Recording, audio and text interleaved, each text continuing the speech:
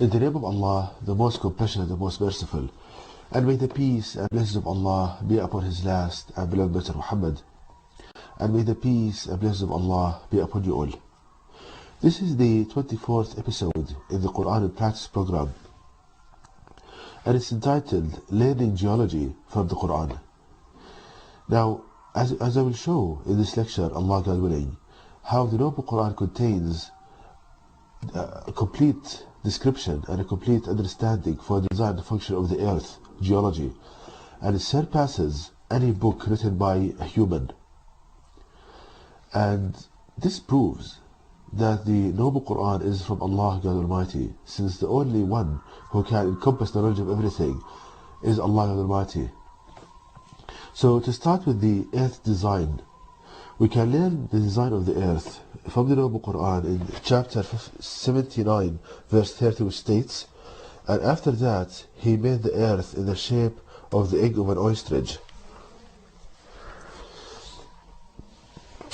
Here Allah God Almighty states and teaches us the design of the earth, and He teaches us that the shape of the earth has the shape of the egg of an ostrich. So the Almighty teaches us that the earth has a geospherical shape of an egg shape, and the egg shape is different than the spherical shape, that it bulges out at the location at the bottom. Now, the other information about the design of the earth can be learned from the Noble Quran in chapter 65 verse 12, which states, "It is Allah God who has created 7 heavens, and of the earth the like thereof. His command descends between them, that you may know that Allah God has power over all things, and that Allah God surrounds all things in knowledge."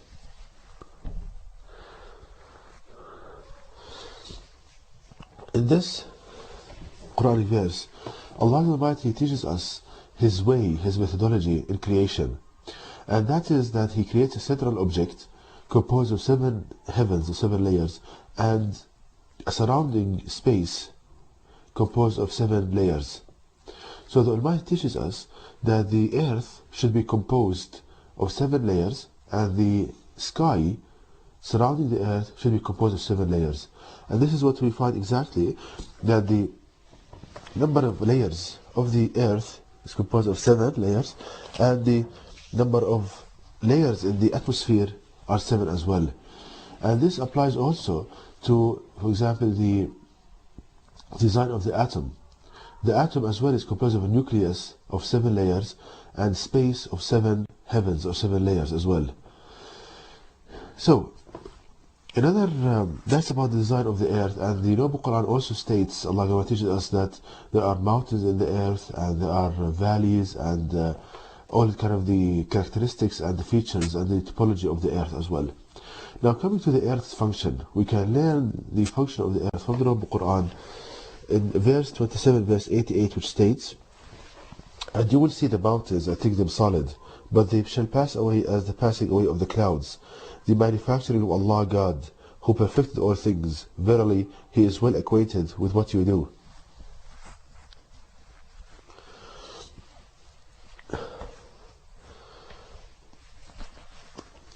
Now, in this Quranic verse, Allah states that you see the mountains and think them solid, but they pass away as the passing away of the clouds. So let's think about this Quranic statement. Suppose that you are on the earth and looking at the mountain. Allah teaches you that you think the mountain to be solid, which means that it's not solid. It means that it's moving. The mountain is moving. So how can you see it and think that it's without movement and it's moving before your eyes? The only solution for this is that if the earth is rotating about its axis, and since you are on the earth and the mountain is on the earth, then both of you are rotating with the same angular velocity.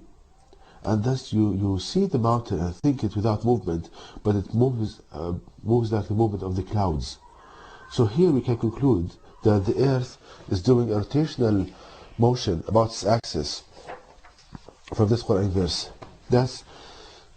And the function of this is that it keeps the balance of the objects on the earth. So, for example, you are on the earth, and because of the rotation of the earth, you will have a centrifugal force that tries to push you away from the earth. Now there is an equal and counter force, which is the gravitational pull, which keeps you on the earth. For example, the air, there is a centrifugal force trying to push the atoms of the air away from the earth, but the gravitational pull on the earth keeps it in place. So one of the functions of the earth is to keep the objects on the space, keep the balance of the objects on its surface.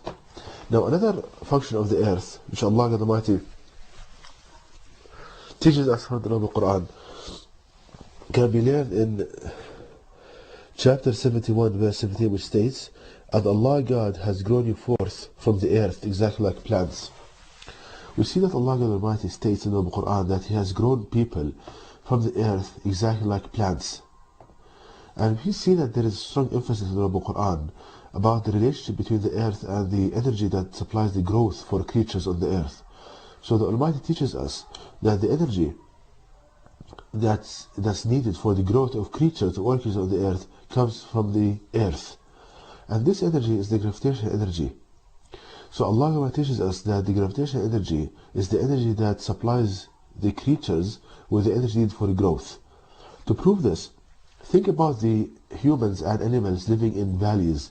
You see that their body mass and size is larger than the animals and humans living on mountainous regions. This can be only explained from the Noble Quran that gravitational energy is the source of energy supplying growth, and thus in valleys the gravitational pull is larger because you are near the center of the earth compared to the mountains, and thus the size of the creatures is larger. And it states in the Noble Quran that Allah God has put the earth for the creatures. So another function of the earth is to supply the energy needed for growth of creatures on its surface. The third function of the earth can be learned from the verse number 44 of chapter 21 of the Quran, which states, "Nay, Allah God gave the luxuries of this life to these men and their fathers until the period grew long for them. See they not that Allah God gradually reduces the earth from its outlying borders? Is it then they who will overcome?" Allah Almighty states in this Quran verse that He reduces the earth from its outlying borders, which means that as time moves on, the size of the earth is reduced. So Allah Almighty teaches us that the size of the earth in the past used to be larger than today, and as time moves on, the size of the earth is reduced. Now how can I understand this? Now we know that, as I said, Allah teaches us from the Noble Quran that the gravitational pull is what keeps the object on the surface of the earth. Now as time moves on, the iron core of the earth, the magnetic properties of this iron core gets weaker. So the iron core gets weaker of the earth as time moves on. Like you have a magnet and you leave it for a long time, the strength of the magnet decreases, and this reduction in strength of the magnet means a reduction in the gravitational field of the earth. And this reduction in the gravitational field renders the earth unable to hold the same mass as it used to hold in the past. For example, if you say that you have a certain volume of air surrounding the earth, it needs a certain strength of the magnetic field to keep it in place.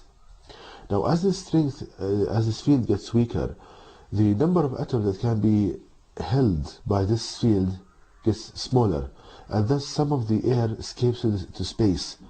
So the object on the earth, it loses its constituents, it loses its components as time moves on.